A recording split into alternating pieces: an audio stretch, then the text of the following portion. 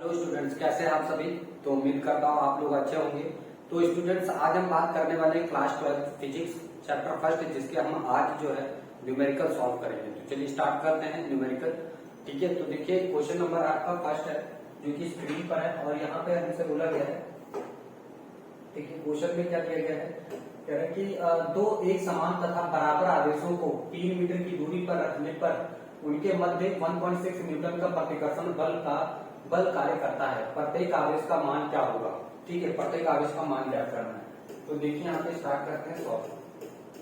तो हमें देखो न्यूटन का नियम क्या है, तो कूलाम का नियम क्या है, कूलाम का नियम।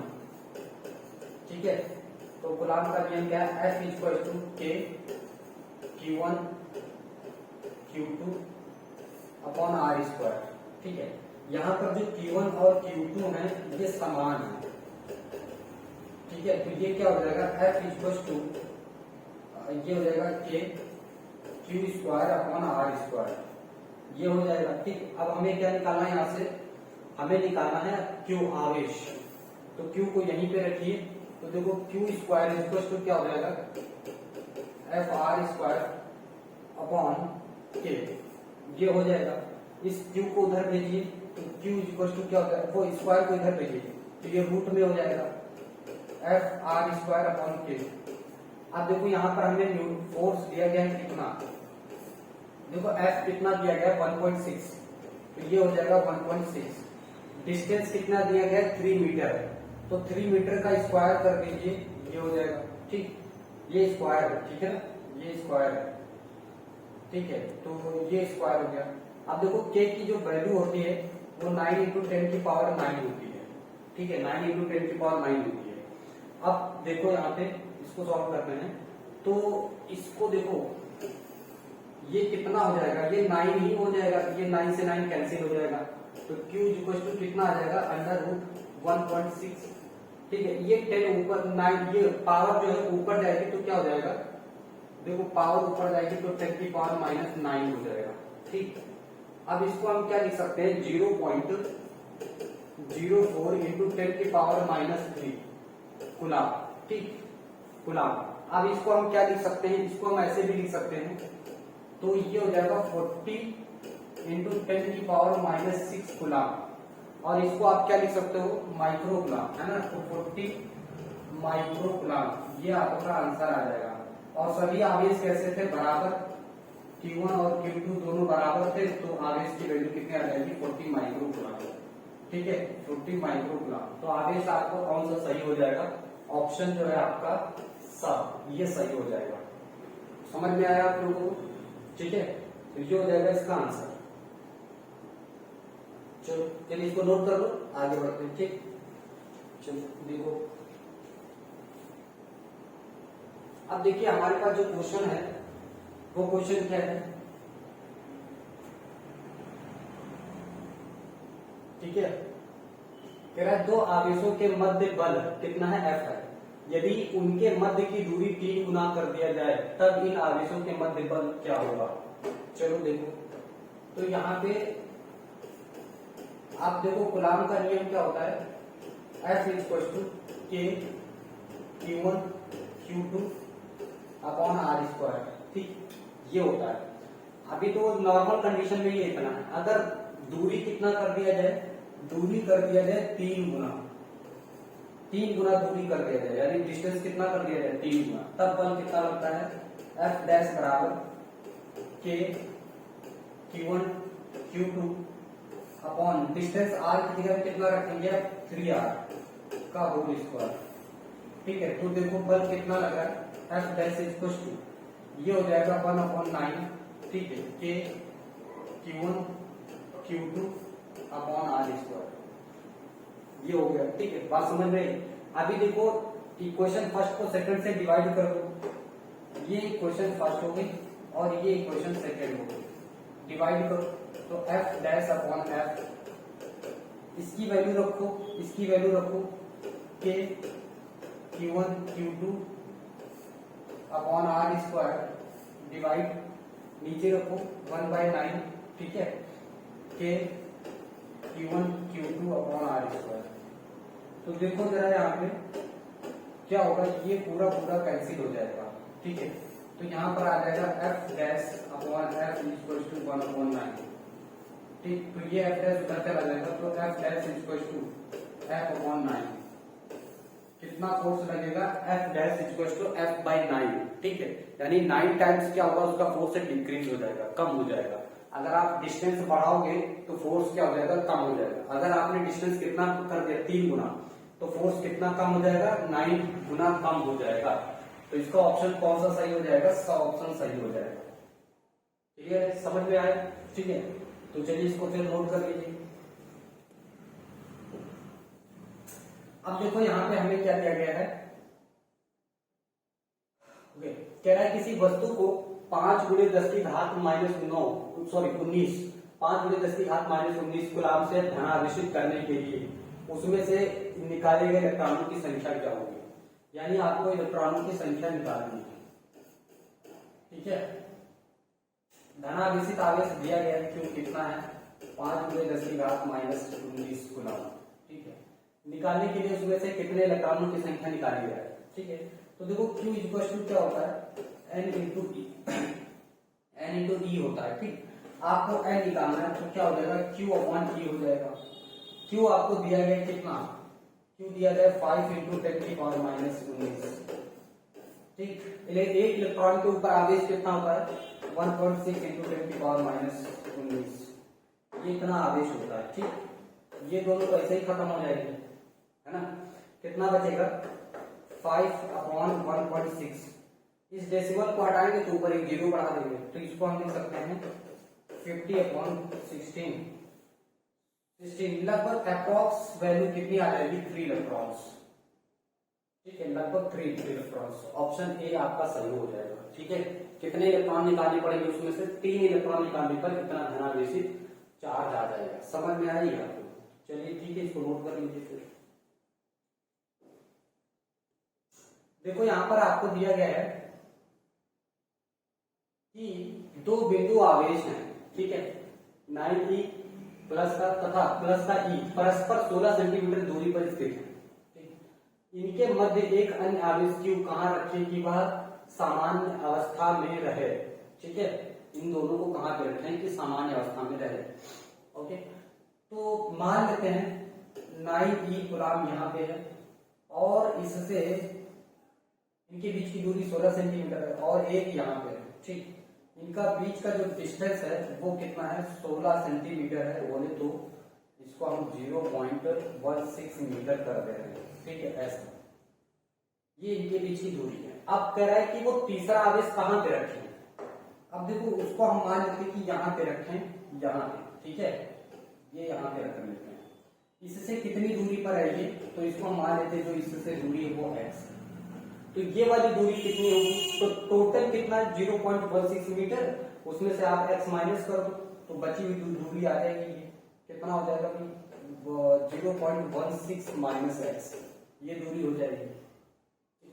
अब यहाँ पर ये क्या है, संतुलन की अवस्था में है, इसको P नाम दे दो। तो P बिंदु पर क्या है, ये आवेश संतुलन की अवस्था में है, संतुलन की अवस्था में है, ठीक है। तो लिखेंगे बिंदु P पर, बिंदु P पर आवेश Q, आवेश Q संतुलन में है, संतुलन में है। तो देखो जब संतुलन में है तो फोर्स भी बराबर लग रहा होगा, है ना, तो बराबर में फोर्स लगाओ। इसको आप लिखोगे के, ये हो जाएगा 9E इंटू क्या, ऐसे डॉट लगा लो, 9E इंटू E अपॉन इनके बीच का डिस्टेंस कितना है, x², ठीक, इक्वल टू के। अब देखो इसके बीच हो जाएगा, देखो इसके बीच का फोर्स लग रहा है, तो यहाँ पर हम क्या रखेंगे Q, इसके बीच का फोर्स लग रहा है Q। यहाँ पर देखो इन दोनों के बीच कितना फोर्स लग रहा होगा, तो Q into E upon r²। इनके बीच का डिस्टेंस कितना है, तो 0.16 माइनस x, ये हो जाएगा फोर्स। भाई देखो इनके बीच का फोर्स कितना है, इनके बीच का डिस्टेंस है x, तो x² हो गया। फोर्स देखो दो चार्ज है, 9E और Q, तो इनके बीच ये फोर्स लग रहा है। अच्छा अब देखो यहाँ पर कुछ काट पीट दो, कट पीट रहा है, तो देखो ये और ये सॉरी सॉरी सॉरी, ये खत्म हो जाएगा, ये खत्म होगा, ये कैंसिल होगा, ये कैंसिल होगा, ये और ये खत्म हो जाएगा। ठीक, तो यहाँ 9 अपॉन ये बचेगा। चलो देखो यहाँ पे देखो क्या बचेगा, 9 अपॉन एक्स स्क्वायर, और यहाँ पर क्या बचेगा 1 अपॉन 0.16 माइनस एक्स का होल स्क्वायर। आप क्या करो, दोनों साइड में रूट ले लो, है ना, वर्गमूल ले लो, दोनों बच्चों का वर्गमूल ले लो, दोनों बच्चों का वर्गमूल लेने पर, वर्गमूल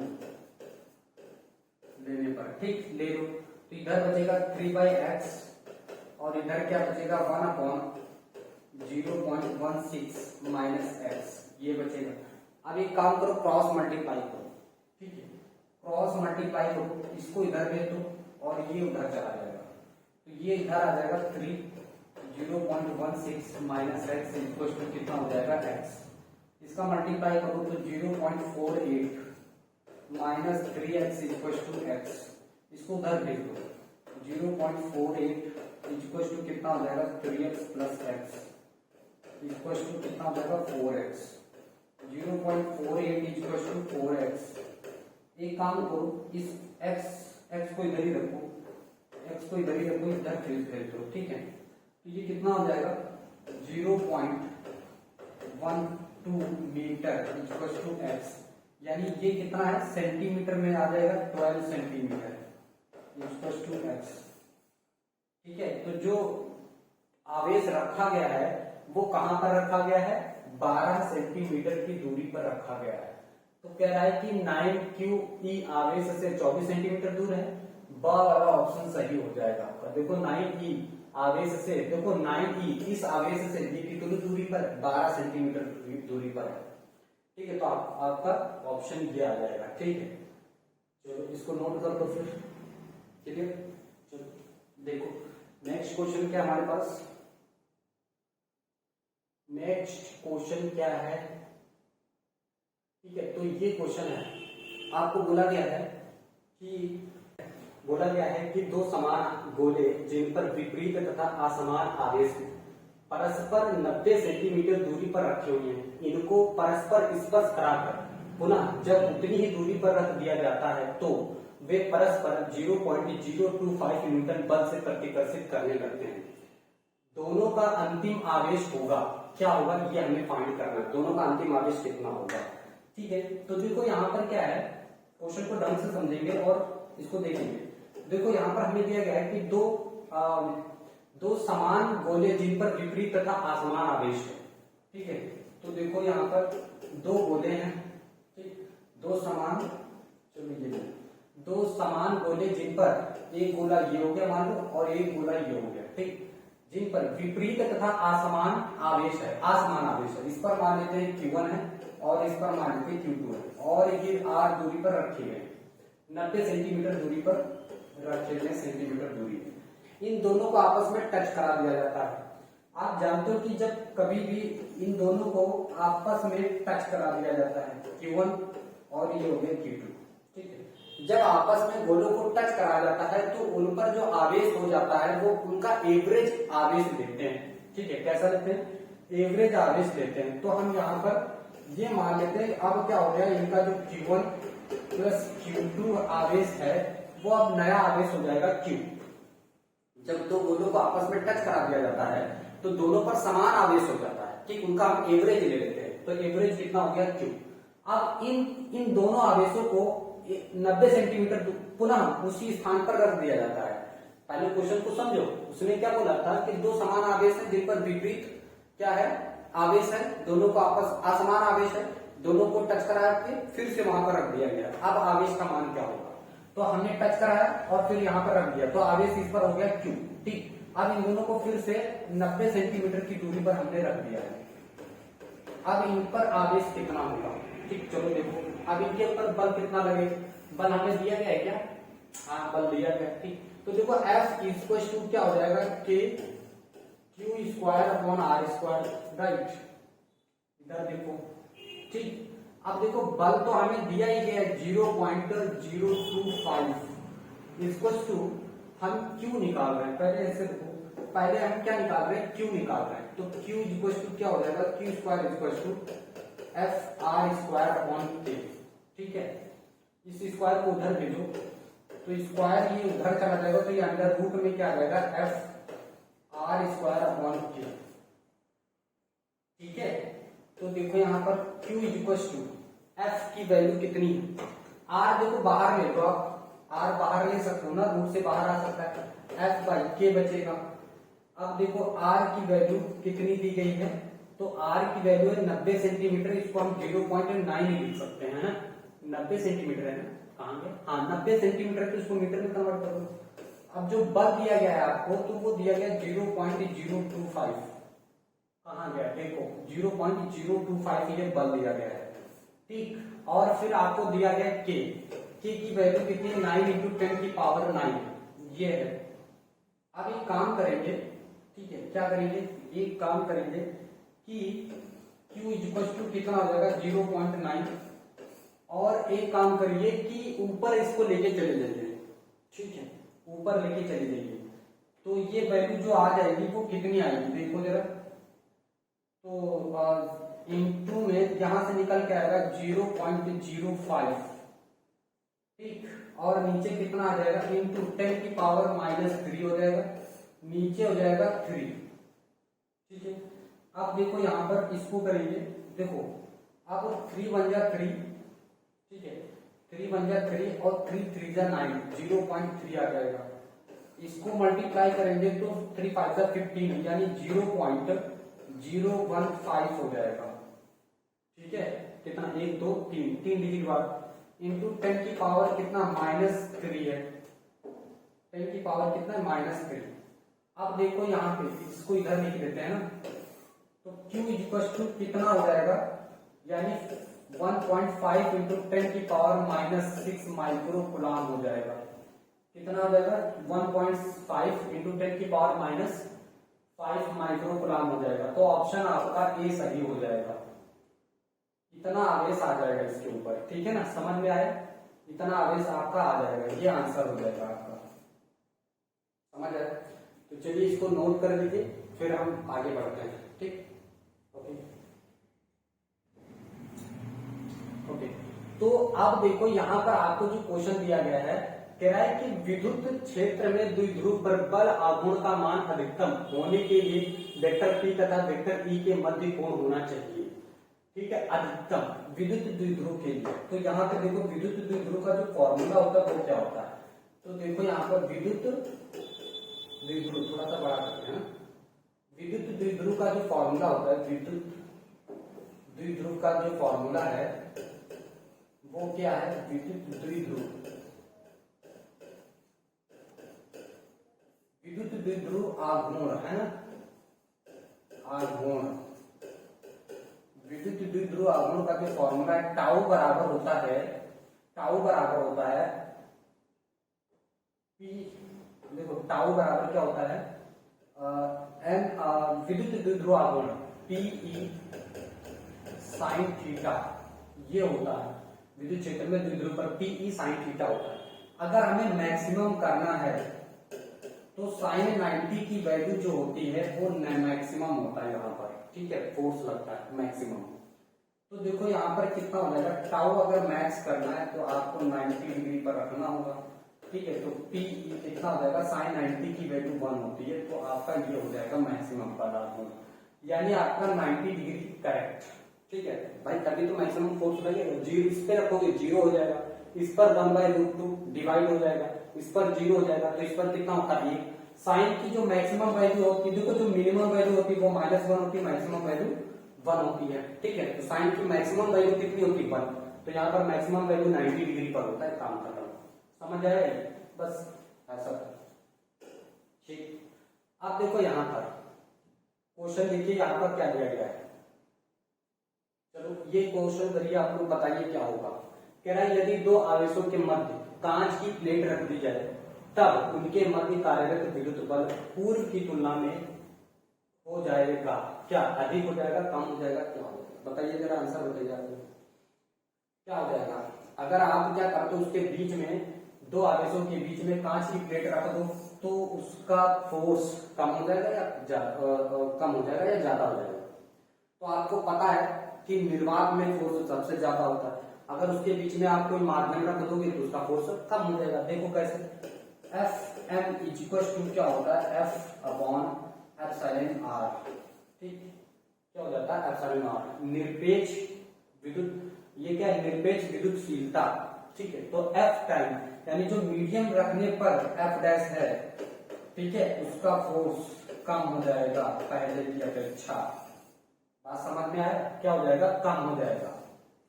भाई देखो ना एप्सिलॉन नॉट निरपेक्ष विद्युतशीलता, ठीक है, इतने टाइम्स क्या हो जाएगा, विद्युत बल का मान कम हो जाएगा, ठीक है, इतने टाइम से विद्युत बल का मान कम हो जाएगा।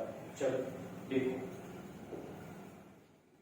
देखो यहां पर आपको क्या दिया गया है कि HCl अणु का द्विध्रुव आघूर्ण 3.4 इंटू 10⁻³ सेंटीमीटर है, उसके आयनों के मध्य दूरी होगी, उसके आयनों के मध्य दूरी क्या होगी, ठीक, द्विध्रुव आघूर्ण दिया गया है आपको, P की वैल्यू आपको दी गई है कितना है 3.4 इंटू 10⁻³ मीटर, ठीक है, ओके।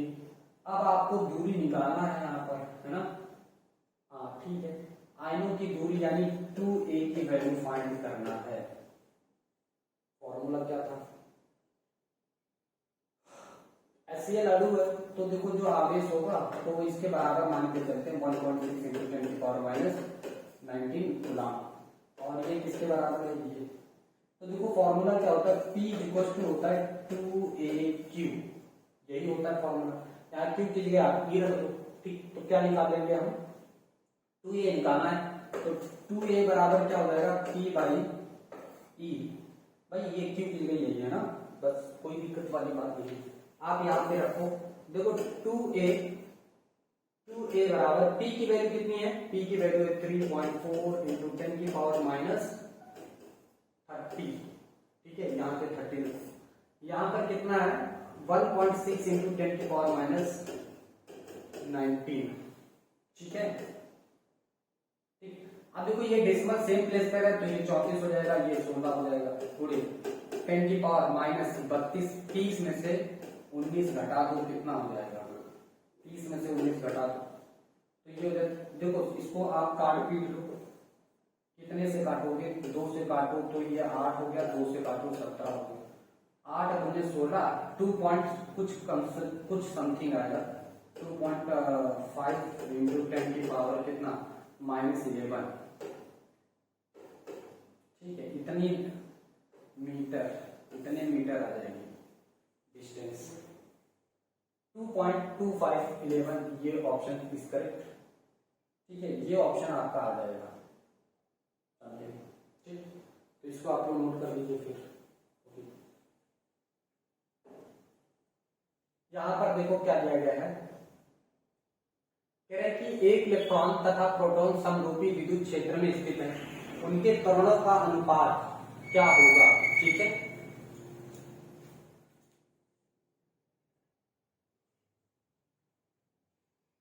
चलो देखो यहाँ पे एक इलेक्ट्रॉन तथा एक प्रोटॉन समरूपी विद्युत क्षेत्र में स्थित है, उनके त्वरणों का अनुपात क्या होगा। तो आप जानते हो किसी भी आवेश को जब विद्युत क्षेत्र में रखते हैं तो वो त्वरित गति से चलने लगता है ना। जब भी किसी भी आवेश को कहाँ रखते हैं, विद्युत क्षेत्र में रखते हैं तो वो क्या होता है, त्वरित हो जाता है, उस पर बल लगता है और वो त्वरित गति से चलने लगता है, त्वरित हो जाता है, ठीक। तो त्वरण का फॉर्मूला क्या है भाई, त्वरण का फॉर्मूला बताइए। तो A बराबर क्या होता है, Q into E upon M. यहाँ पर Q की जगह हम इलेक्ट्रॉन भी ले सकते हैं, ठीक है, आवेश ही तो है, तो आप यहाँ पर ये भी बोल सकते हो E अपॉन एम, ठीक, कोई दिक्कत वाली बात नहीं। अगर एक इलेक्ट्रॉन है तो ये रख दो, तो एक इलेक्ट्रॉन के ऊपर त्वरण कितना लगेगा, E बराबर E, ठीक है, अपॉन एम, ये हो गया इलेक्ट्रॉन का मास। तो इलेक्ट्रॉन के ऊपर त्वरण का मास कितना लगेगा, इलेक्ट्रॉन पर। अब कह रहा है कि प्रोटॉन है तो प्रोटॉन पर कितना त्वरण लगेगा, तो AP equal to E upon MP। समीकरण 1, समीकरण 2। एक काम करो, समीकरण 1 को समीकरण 2 से भाग लगा दो। समीकरण 1 भागे समीकरण 2। समीकरण 1 को समीकरण 2 से भाग लगा दो। ठीक है, आप भाग लगा दो। देखो क्या है, E upon AP equals to E capital ME। ठीक है, फिर E अपॉन MP। ठीक, इसको थोड़ा सा नीचे लिखेंगे ना, यहाँ पे लिखो। अब देखो कुछ कटने पिटने जैसा दिख रहा है तो काट पीट लो, ये खत्म ये खत्म। तो क्या आ जाएगा, E upon AP equal to MP upon ME। ये आ जाएगा रेशियो। ऐसा कुछ ऑप्शन में दिख रहा है आप लोगों को, बताइए। हाँ दिख रहा है, ये बा ऑप्शन आपका करेक्ट है। ठीक है, चलो नोट कर लो इसको, बा ऑप्शन आपका करेक्ट। ठीक है, किसी वर्ग के चारों कोनों पर, क्या क्वेश्चन में दिया गया है, किसी वर्ग के चारों कोनों पर समान परिमाण के सजातीय आवेश स्थित है। यदि किसी एक आवेश के कारण वर्ग के केंद्र पर विद्युत क्षेत्र की तीव्रता E हो तो वर्ग के केंद्र पर परिणामी विद्युत क्षेत्र की तीव्रता क्या होगी। किसी वर्ग के चारों कोनों पर समान परिमाण के सजातीय आवेश स्थित हैं। चलो भैया एक वर्ग का निर्माण करते हैं। देखो यहाँ पे एक वर्ग बना देते हैं, ये रहा एक वर्ग, ये वर्ग है लगा है। यस, अब देखो इसके चारों कोनों पर एक समान आवेश रखा हुआ है, यहाँ यहाँ यहाँ ऐसा। ठीक है, इसके केंद्र पर कितना बल लगेगा। तो देखो यहाँ पर इसके केंद्र के लिए हम एक काम कर लेते हैं, पहले इसका एक केंद्र डिफाइन कर लेते हैं ऐसा। अब इसका जो केंद्र है वो ये है, तो यहाँ पर केंद्र पर कितना बल लगेगा भाई, किसी वर्ग के चारों कोनों पर समान परिमाण के सजातीय आवेश स्थित। यदि किसी एक आवेश के कारण वर्ग के केंद्र पर विद्युत क्षेत्र की तीव्रता E हो, मान लो यहाँ पर कोई आवेश रखा हुआ है, कोई आवेश रखा हुआ है, ठीक है, और ये Q है, ठीक, इस पर विद्युत क्षेत्र के कारण कितना विद्युत बल लगेगा। अब देखो ये चारों समान है, तो समान विद्युत क्षेत्र लगाएंगे, समान बल लगाएंगे। अब समान बल लगेगा तो क्या होगा, इस पर मान लेते हैं, इस पर इतना बल अपनी तरफ लगा दिया, इसने इतना बल अपनी तरफ लगा दिया, इसने इतना बल अपनी तरफ लगा दिया, इसने इतना बल अपनी तरफ लगा दिया, तो इस पर कितना बल लगेगा भाई। ये इधर खींच रहा है तो इधर देखो समान आवेश है ना, ये जितना इधर बल से खींच रहा उतना ये इधर खींच रहा, जितना ये इधर खींच रहा उतना ये इधर खींच रहा, तो इस पर नेट आवेश कितना आ जाएगा भाई। देखो वेक्टर से है, विद्युत क्षेत्र लग रहा है, पाप मत करियो, इधर देखो ये E हो गया, ठीक है, ये E हो गया, ये E हो गया, ठीक है, ये ऐसा। अरे तो विद्युत क्षेत्र समान लगेगा ना, तो इस पर नेट बल क्या आ जाएगा, शून्य। ये इधर दिशा में, ये इधर दिशा में, वेक्टर सम करो, इसकी पॉजिटिव लो, इसको निगेटिव, ये दोनों कैसे जीरो, एक पॉजिटिव एक निगेटिव, इन दोनों का फोर्स जीरो, तो नेट फोर्स क्या आ जाएगा भाई, नेट फोर्स आ जाएगा जीरो, क्या आ जाएगा, शून्य। ऑप्शन करेक्ट है ना, क्योंकि भाई वेक्टर होता है ना, विद्युत क्षेत्र क्या है, सदिश राशि है, तो ये अगर धनात्मक है तो ये ऋणात्मक है, एक दूसरे को कैंसिल, क्योंकि आवेश कैसे है, समान है, तो बल भी समान लगेगा। ये धनात्मक ये ऋणात्मक विपरीत है, एक दूसरे को कैंसिल कर देंगे, फोर्स शून्य आ जाएगा। ठीक है ना, चलो इसको नोट करो। देखो यहाँ पर एक विद्युत द्विध्रुव को समरूप विद्युत क्षेत्र में रखने पर उस पर निम्न रूप से कार्यरत होगा। एक विद्युत द्विध्रुव को समरूप विद्युत क्षेत्र में रखने पर उस पर निम्न से कार्यरत होगा। क्या कार्यरत होगा, एक विद्युत क्षेत्र विद्युत द्विध्रुव को रखोगे तो केवल बल आघूर्ण लगेगा, बल तथा बल आघूर्ण दोनों, ना बल तथा न बल आघूर्ण दोनों। अब आप ये बताइए क्या होगा अगर एक समान विद्युत क्षेत्र है और उसमें हम रखते हैं,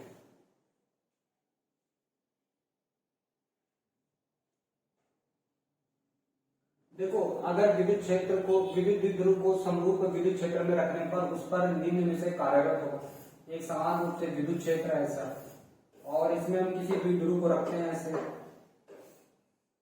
ठीक है, ये हो गया द्विध्रुव।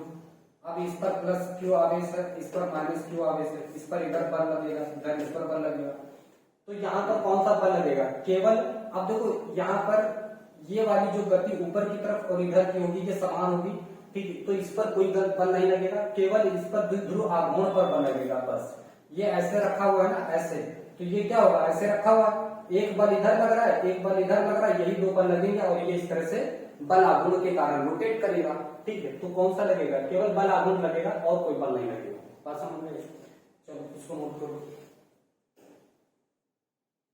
एक इलेक्ट्रॉन व एक प्रोटॉन, ठीक, एक एंगस्ट्रॉम दूरी पर स्थित है, निकाय का द्विध्रुव आघूर्ण है, ठीक है। तो देखो यहाँ पर इनके बीच की दूरी कितना है? एक इलेक्ट्रॉन तथा एक प्रोटॉन है। एक इलेक्ट्रॉन हो गया ये और एक प्रोटॉन हो गया, ठीक। इनके बीच की दूरी कितनी है? एक एंगस्ट्रॉम है। तो हमें क्या बताना? द्विध्रुव आघूर्ण क्या होगा? P बराबर 2AQ, ठीक है। तो देखो समान आवेश होता है, तो दूरी कितना ले लो? 2A ले लो। 2A बराबर कितना है? 1 एंगस्ट्रॉम में 10 की पावर माइनस 10 मीटर, ठीक है। एक एंगस्ट्रॉम में 10 की पावर माइनस 10 मीटर होता है। तो दूरी ये तो हो गई आपकी, आवेश निकालो। तो देखो P इक्वल टू 2A यानी 10 की पावर माइनस 10 इंटू 1.6 इंटू 10 की पावर माइनस 19, ठीक है ना। इसको कैलकुलेट करो तो कितना आ जाएगा? 1.6 इंटू 10 की पावर माइनस कितना? 29, ठीक, कूलम मीटर।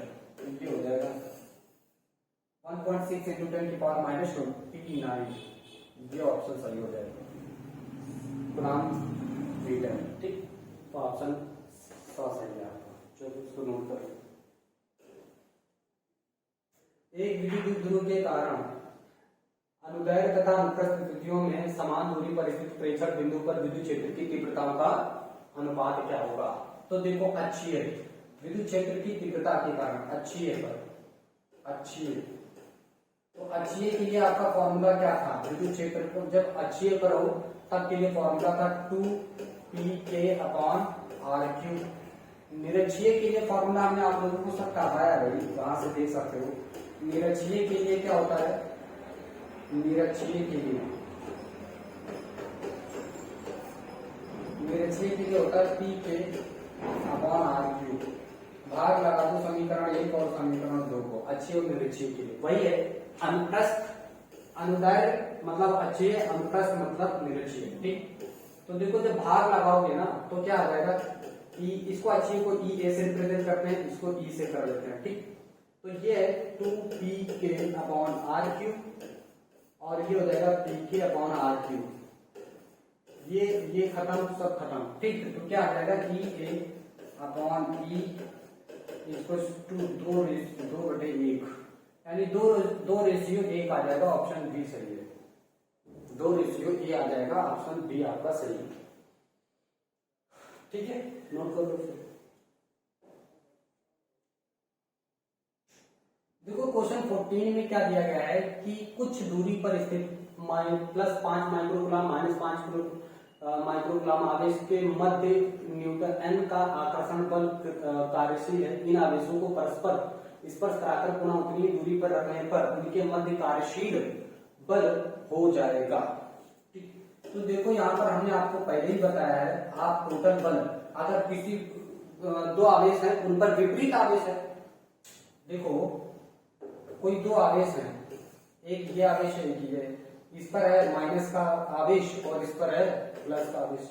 इन दोनों को स्पर्श कराओ, कहां पर रखे हुए हैं? इनके मध्य 9 न्यूटन का बल आकर्षण बल कार्यशील है, ठीक है। तो बल का मान दिया गया है, इन आवेशों को परस्पर रखो तो टच करा दोगे 0, तो बल कितना आ जाएगा? 0।